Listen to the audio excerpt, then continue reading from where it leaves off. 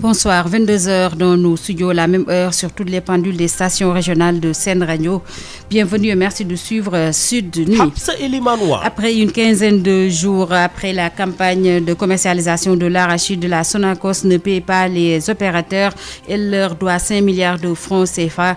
Les opérateurs privés, stockeurs et transporteurs exigent par ailleurs le paiement des factures de semences alors que le collectif des adhérents de la mutuelle de santé de l'État dénonce la gestion de la direction générale. Le chef de l'État plaide pour la pérennité de la Société africaine de raffinage et l'accélération de la mise en œuvre de la stratégie portuaire nationale. Et face à la multiplication des cas de Covid-19, Macky Sall invite au renforcement de la veille sanitaire et des campagnes de vaccination.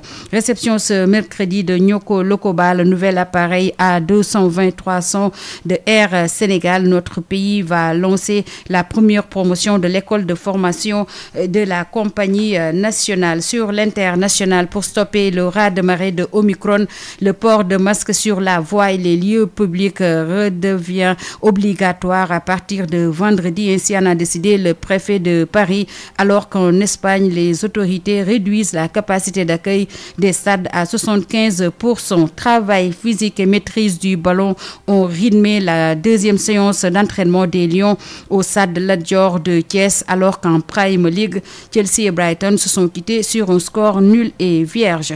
Info Santé de Marie-Rosalie Ndiaye sera le dernier élément de cette édition, mise en onde par Alsan Wad.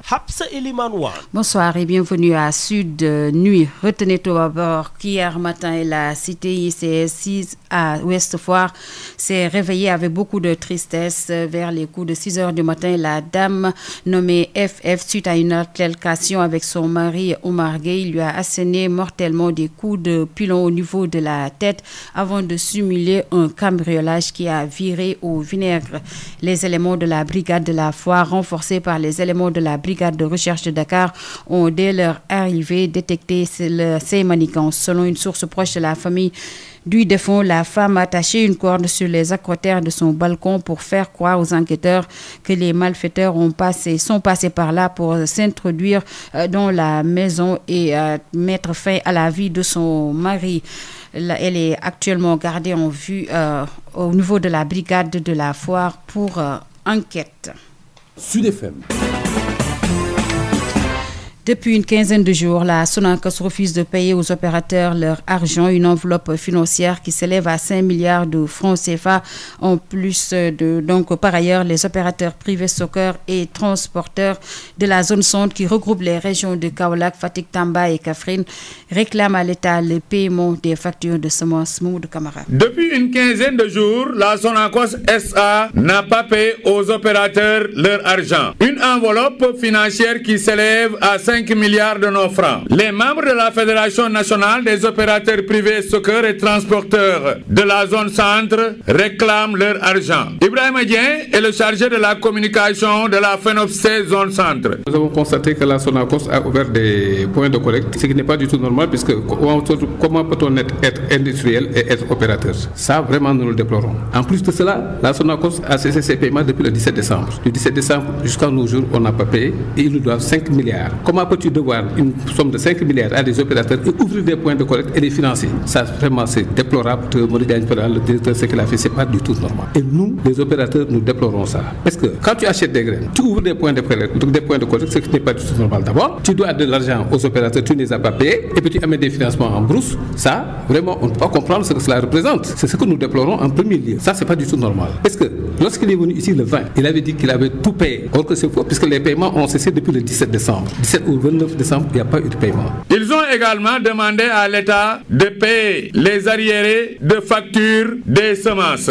Ibrahim Adien dit bye. L'État doit pouvoir payer les factures des semences. Parce qu'actuellement, ça bloque tout. Parce qu'un opérateur qui doit de l'argent à la banque, l'État ne l'a pas payé, la banque ne va pas encore le financer. Et quand on entre dans une campagne de commercialisation, il faut avoir de l'argent. La banque ne va pas accepter de te financer dès l'instant que tu lui dois de l'argent. Donc vraiment, là aussi, nous attirons l'attention du ministère de l'Agriculture et de l'État pour veiller à cette situation. Et nous demandons à ce que la Sonacos sache que c'est une industrie, mais pas un opérateur. Les semenciers, on a payé à 40%. 40%, ça reste presque 40% qui n'ont pas été payés. Les opérateurs privés stockeurs et transporteurs de la zone centre qui regroupe les régions de Kaolack, Kaffrine, Fatick et Tambacounda ont également dénoncé le taux excessif des abattements au niveau de la Sonacos Lindiane. Kaolack, Mamadou Camara, Sud FM.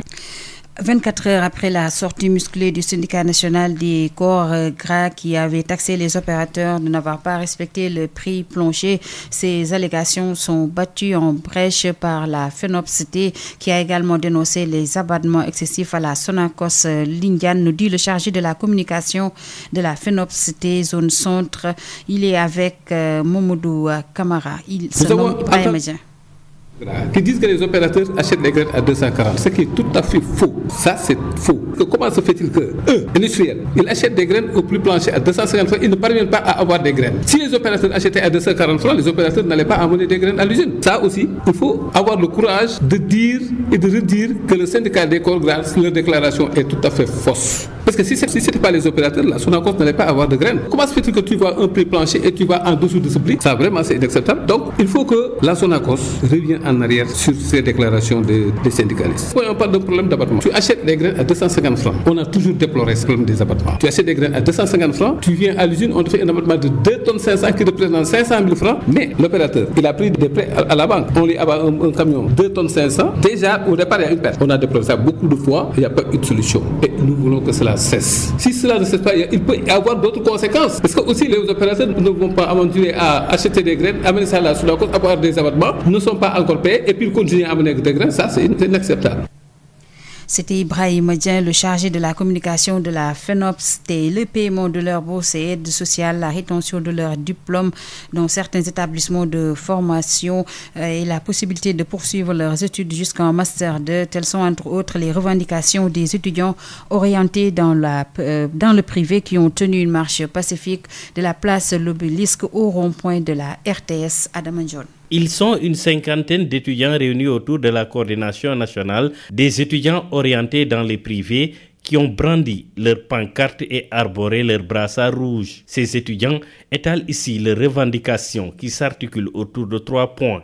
Babacar Sall est le coordonnateur de la SINEOP. D'abord, la première est la non-remise des diplômes à nos camarades qui étaient dans l'université du Sahel. Ils ont quasiment terminé leur formation depuis le mois de mai. Et jusqu'à présent, Cheikh Issa Sall, le directeur de cet établissement, et ainsi qu'aussi le ministre de l'Enseignement supérieur, Cheikh Oumar Anne, ils ont eu des problèmes à l'interne, effectivement. Et c'est à cause de cela, ils veulent sacrifier tout simplement l'avenir de ces étudiants. Et aujourd'hui, nous disons non. Et deuxième point aussi, il y a un retard au niveau des paiements des bourses et aides sociales pour les étudiants orientés dans le privé, plus de 1200 étudiants. Et troisième et dernier point aussi, nous réclamons aussi l'augmentation des cursus universitaires jusqu'au Master 2 pour d'abord les étudiants orientés dans le privé. Une première alerte pour mettre les autorités au parfum de la situation délétère que traversent les étudiants orientés dans le privé, ajoute-t-il. On va quand même poser d'abord un autre acte justement pour revendiquer ce qui nous revient droit. L'heure venue, l'opinion nationale et internationale ainsi que aussi les autorités compétentes sauront que les étudiants orientés dans le privé sont La SINEOP, qui regroupe plus de 10 000 étudiants au niveau national, interpelle le chef de l'État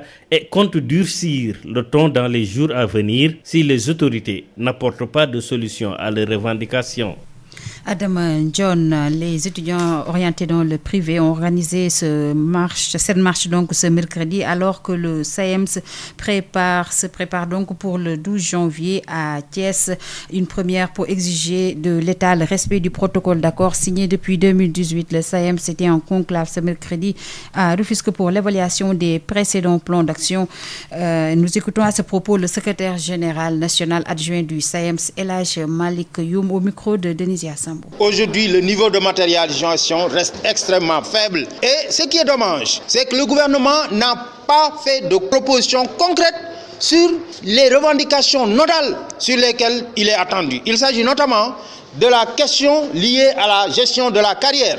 Nous sommes jusque-là restés sur notre faim parce qu'il n'y a pas de solution concrète par rapport à cette fin des lenteurs administratives qui est tant souhaitée. Le deuxième élément, c'est que aussi, par rapport au système de rémunération, vous savez que ça, c'est un point de revendication nodal. Mais jusque-là, tous les ministres chargés de la question ont annoncé leur incompétence et par rapport à la présidence, de la République aussi, aucune réponse n'a été donnée concrète sur la question jusque-là et nous interpellons maintenant le président de la République à qui tous les rapports ont été transmis pour qu'il puisse se prononcer clairement et mettre fin vraiment à ce louvoiement et nous proposer quand même un système qui puisse répondre à nos attentes. Nous allons vers l'organisation de marches nationales à travers toute l'étendue du territoire national parce que comme vous le savez, aujourd'hui nous avons attendu pendant plus de 2 ans et nous ne pouvons pas continuer à attendre. Il est obligatoire que le gouvernement puisse apporter des réponses concrètes aux revendications des travailleurs, notamment à la matérialisation de ces accords.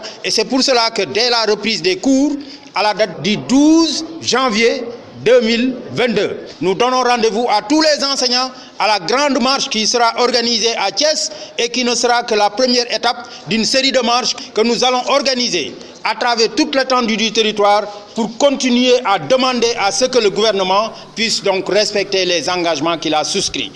Elhadji Malick Youm, secrétaire général national adjoint du SAEMS, qui se prépare donc pour leur marche nationale prévue le 12 janvier à Thiès. Toujours sur le front social, le collectif des adhérents de la mutuelle de santé des agents de l'État accuse de mauvaise gestion la direction générale. Les détails, c'est avec Abdoul Malik Bousso, membre du collectif. Il est avec Birama Ndiaye. Ce qui se passe, c'est que cette mutuelle, depuis 2016, est dirigée par un magistrat. Ce magistrat, le mandat qu'il devait dérouler devait se terminer en 2019. Entre-temps, il y a la loi de 2017 portant statut des magistrats qui fait que sa fonction est incompatible avec la direction des mutuelles ou le présider des organisations privées de ce genre. Nonobstant cela, il s'est installé avec le bureau exécutif élu en 2017 dans une gouvernance dépensière des ressources de la mutuelle. Des achats de terrain, comme s'il s'agissait de gérer une société civile immobilière, alors que l'objet de la mutualité, c'est la couverture médicale des agents et de leurs familles. Il s'est mis à construire un siège engloutissant plus d'1 milliard de francs CFA. Quand le conseil d'administration lui a dit qu'en 2019, on devait aller vers l'Assemblée générale, il n'a pas voulu le faire. Les gens ont eu à avoir des problèmes de dissension entre les deux organes, le bureau exécutif et le conseil d'administration, qui a eu même, au cours d'un CA extraordinaire, à débarquer le BE et à mettre en place un comité provisoire. Ce comité a fait un audit qui a été vulgarisé et dont les conclusions sont effarantes en termes de mauvaise gouvernance. Tenez-vous bien, ils sont allés acheter à Djibélor, dans les faubourgs de Ziguinchor, un terrain du domaine national à 300 millions. Où est-ce qu'on n'a jamais vu une délibération d'une parcelle de terrain du domaine national de 3 hectares vendue à 300 millions de nos francs, soit 10 000 francs le mètre carré, dans des faubourgs marécageux de Ziguinchor. Ils ont pris plus d'1 milliard qu'ils ont investi dans la construction du siège sans mandat. Fort de tout cela, nous avons dit que ça ne peut plus perdurer. Il faut aller vers l'Assemblée générale. Bon, ils ont essayé de faire des renouvellements problématiques en ce sens que l'essentiel des adhérents n'avaient pas été conviés. Mais depuis lors, on a regardé que les autorités sont en train de laisser pourrir la situation. Donc c'est pour cette raison que nous avons voulu édifier l'opinion sur ce qui se passait au niveau de la mutuelle et faire en sorte que le ministre chargé de l'équité territoriale et de l'équité sociale, qui est en charge de la mutualité dans ce pays, mette en place des organes de sauvegarde. Un comité provisoire d'administration qui va faire un audit externe des ressources de la mutuelle et de sa gouvernance et procéder à des renouvellements des instances pour que cette mutuelle-là ne tombe pas en faillite comme d'autres qui l'ont devancé. Abdoul Malik Bousso, membre du collectif des adhérents de la mutuelle de santé des agents de l'État. Le réseau national des femmes syndicalistes affiliées à la Confédération syndicale internationale plaide pour la ratification et l'application de la Convention 190 et la recommandation 206 sur l'élimination de la violence et du harcèlement au travail. Yves Tendeng. Cette rencontre de Saint-Louis s'inscrit dans le cadre de la campagne de sensibilisation et de vulgarisation de la Convention 190 sur les violences et harcèlements faits dans le milieu du travail. Nafissa Samb est la coordonnatrice du réseau national des femmes syndicalistes affiliées à la Confédération syndicale internationale. Cette caravane, nous l'avions initiée depuis le 26. Le 26, nous étions à Kaolack. Le 27, nous avions fait Ziguinchor. Et hier, le 28, nous étions à Tamba. Et ce matin, nous nous retrouvons ici aujourd'hui à Saint-Louis avec des camarades des centrales syndicales pour discuter avec elles pour qu'elles puissent s'approprier donc la Convention 190 sur les harcèlements et les violences faites dans le monde du travail. travail. Tout est parti du constat fait sur les actes de violence et viols souvent notés dans le pays et qui, selon elle, justifient l'urgence de ratifier cette convention et de l'appliquer. Chaque jour, nous suivons les médias, il y a des actes de violence, il y a des actes de viol. Et cela ne se passe pas seulement au niveau des entreprises, mais dans les maisons. Et nous, pour nous, le champ est beaucoup plus large parce que nous parlons dans le monde du travail. Le monde du travail, c'est d'abord nous dans nos maisons, avec nos gens de maison. Et le milieu de travail, c'est aussi à l'école. Le milieu des entreprises, mais nous allons porter encore un plaidoyer, pas seulement pour la ratification, mais après encore pour l'application effective des conventions. Et la présidente des femmes de la Confédération des syndicats autonomes du Sénégal, Abibatou Silla, par ailleurs membre du réseau, d'abordait dans le même sens. Ce qu'il faut dire et reconnaître, c'est que cette convention elle est spécifique aux femmes travailleuses et aux hommes travailleurs. Donc, ce qui veut dire que cela appartient au monde syndical. Et c'est à nous de la vulgariser, c'est à nous de la partager, mais également c'est à nous de porter le flambeau pour aller, n'est-ce pas, vers la ratification de la Convention 190. Cette rencontre de Saint-Louis boucle ainsi une tournée nationale qui a sillonné tout le pays. Saint-Louis, Yves Tendeng, Sud FM. Sud FM. La compagnie aérienne nationale Air Sénégal voit sa flotte s'agrandir. Elle a réceptionné un nouvel appareil, un Airbus A220-300 d'une capacité de 133 sièges, baptisé Nyoko Lokoba après Sine Saloum et Casamance. Le chef de l'État qui a présidé cette cérémonie de réception a magnifié ce pas en avant dans le maillage du continent par Air Sénégal. Il a également annoncé l'inauguration prochaine de l'aéroport de Saint-Louis dans le cadre du programme de réfection des aéroports du Sénégal. Compte rendu Abdoulaye Diop. Après les avions dénommés Sine Saloum et Casamance, Air Sénégal a réceptionné Nyoko Lokoba, un Airbus A220-300, un appareil qui vient agrandir la flotte de la compagnie nationale, de quoi réjouir le chef de l'État Macky Sall. D'abord en novembre avec 9 appareils aujourd'hui et un gamme avec 2 gros porteurs, le Casamance et le Sine Saloum. Aujourd'hui, nous sommes heureux de réceptionner cet Airbus A220-300. Notre compagnie nationale continue de déployer ses ailes dans le ciel africain et mondial. Cette cérémonie de réception est une occasion de présenter la première promotion des pilotes cadets et techniciens. Nous nous réjouissons de lancer en même temps le programme de formation d'élèves pilotes et élèves techniciens d'Air Sénégal en collaboration avec l'armée de l'air et l'AIBD-SA. C'est une excellente initiative de mutualisation des moyens que je soutiens et encourage. Le chef de l'État Macky Sall a par ailleurs annoncé la livraison prochaine de l'aéroport de Saint-Louis. Le 5 décembre dernier, nous avons rouvert l'aéroport de Cap Skirring et bientôt nous procéderons à la réception de l'aéroport de Saint-Louis entièrement reconstruit et modernisé en attendant ceux de Ourossogui Matam, Ziguinchor, Tambacounda et Kédougou. Le président de la République a exhorté le directeur d'Air Sénégal à ne mélanger aucun effort pour l'atteinte des objectifs et lui rappelle son soutien. Abdoulaye Diop, nous restons avec le chef de l'État qui est en conseil des ministres revenu sur le lancement de la mise en exploitation commerciale du TER. Il a réitéré ses félicitations au gouvernement, à l'APIX et à l'ensemble des parties prenantes. Et abordons la question liée à la mise en œuvre de la stratégie portuaire nationale.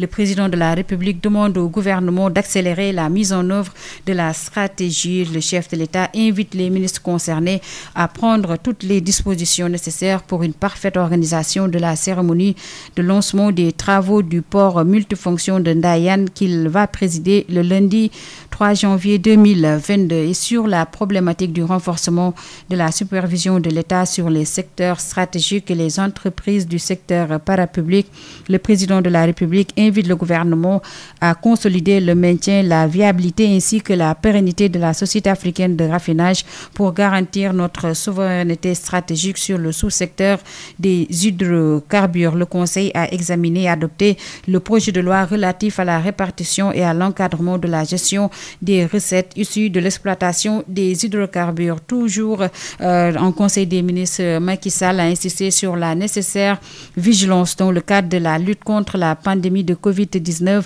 À ce sujet, il rappelle au ministre de la Santé et de l'Action sociale et au Comité national de gestion des épidémies l'urgence de renforcer la veille sanitaire, les campagnes de vaccination, la sensibilisation des populations et les mesures de prévention au regard de la hausse continue des cas de Covid-19 notés ces derniers jours dans notre pays. Justement, une seule patiente est prise en charge au niveau du CTE de Fann, informe le chef de service des maladies infectieuses de l'hôpital. Il rassure, malgré la contamination à grande échelle, il ne faut pas paniquer. Professeur Moussa Seydi invite les populations à aller se faire vacciner massivement. Nous l'écoutons au micro de Sud FM. À l'heure où je vous parle, au CTE de Fann, nous n'avons qu'une seule patiente âgée de 45 ans sous 4 litres d'oxygène qui sature bien, qui a des comorbidités. Ceci pour dire que les chiffres qui vous ont présentés montrent la tendance réelle. Vous ne pouvez pas avoir les chiffres exacts à 100% parce qu'on ne peut pas tester tout le monde. Mais si vous avez des chiffres, c'est en allant dans les CTE que vous pouvez vous rendre compte du fait que ces chiffres correspondent à la réalité vécue. Donc vous allez tout de suite là-bas, vous ne verrez qu'une seule patiente. Ça, c'est important de le dire. La deuxième chose pour moi, c'est qu'il ne faut pas paniquer. Le nombre de cas augmente, c'est vrai. Mais ce qui est important, c'est le nombre de cas graves et le nombre de décès. Vous voyez, partout dans le monde, on vous parle du nombre de cas, c'est vrai. Mais ce qui s'est passé à New York au début avec les fosses communes, les morts dans les rues au Brésil, en France où on choisissait qui traiter et qui ne pas traiter, on n'est pas dans cette situation. Donc il ne faut pas du tout installer la panique. Je vois aussi très souvent les gens dire que la vaccination ne sert à rien contre Omicron. C'est absolument faux. C'est vrai que ça ne prévient pas l'infection, les formes symptomatiques, ça ne réduit pas la transmission, mais c'est toujours efficace contre les formes graves et les décès. Donc il ne faut pas du tout partir de ce constat pour décourager les gens à se faire vacciner. J'insiste sur ce point fondamental parce que, de mon point de vue, la vaccination doit être au centre de toutes les mesures préventives si on veut revenir à une vie normale. Professeur Moussa Seydi, le directeur du SAMU national, abonde dans le même sens et encourage la vaccination. La 3e dose devient un impératif selon Mamadou Diarra Bey. Je dis toujours que si on compare la première, la deuxième vague, voire même la 3e, qu'est-ce qui a changé? C'est la vaccination. Et aujourd'hui, les tendances, c'est ça. Si vous regardez même l'Afrique du Sud, où on a vraiment, où le virus est né, et sur une période d'une semaine, sur plus de 100 000 nouveaux cas, seulement 12 000 hospitalisations. Et si on compare par rapport à la 3e vague, c'est très important. Et parmi ces 12 000 hospitalisations, 98 seulement ont nécessité une hospitalisation en soins intensifs et ont nécessité de l'oxygène. Et seulement 4 personnes sur les 100 000 ont été en réanimation. Je pense que c'est le visage de cette épidémie-là. Et c'est les mêmes tendances qu'on a vues en France, en Angleterre, et le Sénégal n'est pas en reste. Et ce qui a changé, le professeur Tandara en parlait tout à l'heure, c'est le faible taux de vaccination aussi. C'est pourquoi également il faut relativiser que le virus Omicron n'est pas méchant, mais sur quel terrain? Dans des pays où près de 70% de la population est vaccinée. Mais dans nos pays à ressources limitées, où on a moins de 10% de la population vaccinée, on ne peut pas dire qu'est-ce qui va se passer dans 1 mois, dans 2 mois, dans 3 mois. Il est encore temps, aujourd'hui, vous les journalistes, vous constituez un maillon. Et ce maillon-là, c'est vraiment la sensibilisation, c'est vraiment pousser à la vaccination. Il faut qu'aujourd'hui en Afrique, au Sénégal particulièrement, qu'on se rue vers la vaccination. Pour ceux qui n'étaient pas encore vaccinés, et ceux qui l'ont été, pour ce Tandara l'a très bien montré sur la cinétique de l'immunité, il faut que impérativement la 3e dose soit administrée. Il y a même des pays qui sont à la 4e dose. Donc aujourd'hui, il faut vraiment qu'on aille dans ça. Et au niveau du SAMU, nous, ça n'a pas changé parce que maintenant, c'est rentré dans nos habitudes. Au même titre qu'on mettait les tests de diagnostic rapide de paludisme dans nos trousses, c'est au même titre qu'on a laissé les tests de diagnostic rapide pour le Covid dans nos trousses. Chaque fois, et même quand il y avait 0 cas, chaque fois qu'on nous appelle sous des signes infectieux qui peuvent rappeler la Covid, nous on fait le TDR. Et pendant très longtemps, on n'avait que des TDR négatifs. À un certain moment, on voulait même arrêter. Il ne faut jamais arrêter. Mais ces 2 dernières semaines, on s'est rendu compte que quasiment chaque fois qu'on fait un TDR, ça devient positif. Donc ça veut dire que les choses sont en train de reprendre. Mais néanmoins, on n'a jamais eu quelqu'un qui a été mis sous oxygène dans nos ambulances, sauf une seule personne d'ailleurs. Et personne également n'a été transporté en réanimation. C'était le directeur du SAMU national, Mamadou Diarra Beye. Nous parlons des élections territoriales de janvier 2022 avec la coalition Yewwi Askan Wi qui sera bien en lice dans le département de Matam. La Cour suprême a finalement validé le recours déposé par les responsables de ces listes suite à la forclusion prononcée par l'autorité préfectorale. C'est la délivrance pour le camp de l'opposition à Matam. Correspondance Abdourahmane Diène. Verdict de la Cour suprême validant la liste Yewwi Askan Wi dans le département de Matam est tombé ce matin tel un couperet, et c'est la délivrance pour les responsables de la liste lésés par le volte-face de leur ex-mandataire Djibril Ngom. Abdoulaye Bokoum, porte-parole, parle de triomphe. C'est une victoire d'une posture républicaine qui anime les militants de PASTEF et de la coalition Yewwi Askan Wi. Nous nous sommes dit depuis le début que nous allions épuiser tous les voies de recours et aujourd'hui le droit a été dit. Donc l'État, à travers le ministre des élections qui était porteur de ce recours, a été débouté par la Cour suprême qui a justement validé le jugement de la Cour d'appel de Saint-Louis. Il faudrait justement se féliciter de cette posture de nos autorités judiciaires. Après le forfait de Djibril Ngom, l'autorité préfectorale avait prononcé la forclusion de la liste Yewwi Askan Wi dans le département de Matam, une attitude qui ne grandirait pas les autorités administratives transformées en bras armés d'eux. Malheureusement, avec l'avènement de cette nouvelle race de politiciens à un niveau intellectuel qui s'adonnent à de basses activités, amenant certaines autorités à penser être redevables de politiciens dont le sport favori est le trafic d'influence. Au lieu d'être des arbitres impartiaux, ils deviennent pour la plupart des prolongements du parti présidentiel, c'est-à-dire l'APR. C'est dommage. Portée par Bantawagé, la liste Yewwi Askan Wi savoure déjà la décision de la Cour suprême avalisant sa candidature aux prochaines locales dans le département de Matam. Abdourahmane Diène pour Sud FM. International. Le port du masque sera obligatoire sur la voie et dans les lieux publics à Paris à compter de vendredi, a annoncé ce mercredi la préfecture de police sur Twitter. Le masque redevient obligatoire dans les rues de Paris à partir de ce vendredi pour faire face au raz-de-marée du variant Omicron qui a entraîné une flambée des contaminations au Covid-19 en France. Cette obligation s'applique aux personnes âgées de plus de 11 ans, à l'exception des personnes circulant à l'intérieur de véhicules, des cyclistes et des usagers de deux roues ou des personnes pratiquant une activité sportive, a précisé la préfecture. Sand News a été fermé à Hong Kong. Le site d'information hongkongais a été l'un des derniers médias ouvertement pro-démocratie. L'arrestation de nombreux membres de la rédaction et du président de l'association des journalistes de Hong Kong assoit encore un peu plus la domination de la Chine populaire sur la région administrative spéciale. Jean-Pierre Cabeston, directeur de recherche au CNRS en mission de longue durée à Hong Kong, s'inquiète de la mainmise de Pékin sur tous les instruments utiles à l'opposition pour critiquer le pouvoir. Il soutient que c'est un nouveau coup porté à la liberté de la presse. Et enfin, les présidents américains Joe Biden et russe Vladimir Poutine vont se parler au téléphone jeudi demain pour discuter de divers sujets dont les prochains contacts diplomatiques avec la Russie, a annoncé ce mercredi une porte-parole de la Maison-Blanche chargée des questions de sécurité. L'appel entre les deux chefs d'État interviendra 2 semaines avant des négociations entre les deux pays prévues le 10 janvier à propos des traités de contrôle de l'armement nucléaire et de la situation à la frontière russo-ukrainienne où les Occidentaux accusent Moscou de masser des troupes en vue d'une éventuelle attaque.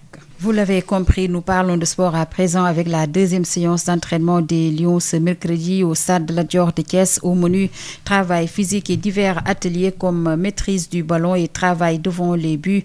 Reportage Ndiaye. Une deuxième séance axée sur la condition physique et l'état de forme de chaque joueur selon Teddy Pellerin, le préparateur physique de l'équipe nationale du Sénégal. Ce matin, on a effectué une batterie de tests justement pour évaluer l'état de forme de l'effectif actuel en présence. À partir de ces tests, on a déjà commencé à individualiser le travail comme on a fait sur cette séance de cet après-midi, en fonction du résultat de ces tests, en fonction du temps de jeu également qu'ils ont eu à faire dans leur club. Cette phase de préparation ici à Thiès, elle est vraiment dans le but d'individualiser individualisé sur le plan physique, avec toutes les contraintes individuelles, forcément le temps de jeu, le calendrier qui est différent dans chaque club. Teddy Pellerin s'est prononcé sur le cas de Khalidou Koulibaly qui revient de blessure. On a suivi de très près sa réathlétisation à Naples. Là, on est dans une phase, on va dire, de finalisation de réathlétisation, mais tout en œuvre avec le staff médical pour qu'il nous retrouve le plus vite possible sur le terrain avec le groupe. Actuellement, l'IRM de contrôle au niveau de sa cicatrisation était très rassurante. Tous les feux sont verts. Maintenant, on continue à travailler très sereinement et très sérieusement pour qu'il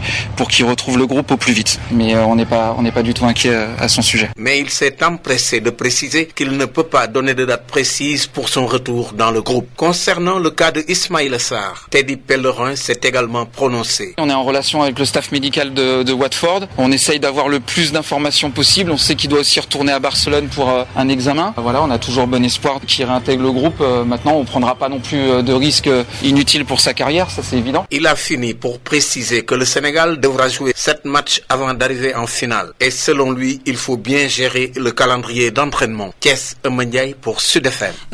Terminons par la 20e journée de la Prime League. La rencontre entre Chelsea et Brighton s'est soldée par un score nul et vierge et Man City a battu Brentford par 1-0. 22h32 dans nos studios. Nous recevons Mme Diara Da Silva pour Info Santé. 22h34 dans nos studios. C'est la fin de cette édition. Le rappel des titres.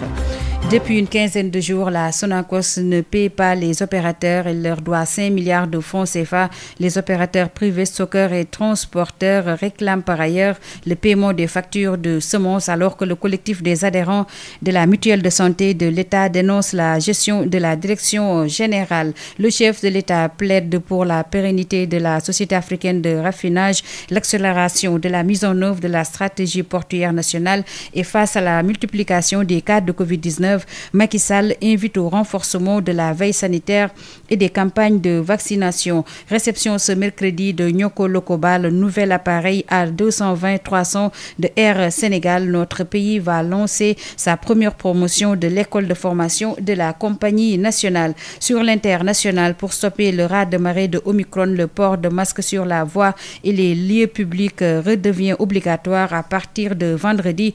Ainsi en a décidé le préfet de Paris, alors qu'en Espagne, les autorités vont réduire la capacité d'accueil des stades à 75%. Travail physique et maîtrise du ballon ont rythmé la deuxième séance d'entraînement des Lions au stade Lat Dior de Thiès, alors qu'en Prime League, Chelsea et Brighton se sont quittés sur un score nul, 1 but partout, et Man City a battu Brentford. Info Santé de Mame Diara Da Silva a été le dernier élément de cette édition. Merci à Alsan Wad pour la collaboration technique. Merci également à vous, auditrices et auditeurs de Sen Radio, pour la fidélité constante. Nous sommes mercredi et comme tous les mercredis à pareille heure, vous avez droit à la rediffusion de l'émission Objection de El Hadj Baye Omar Gueye. Très bonne soirée. Bienvenue.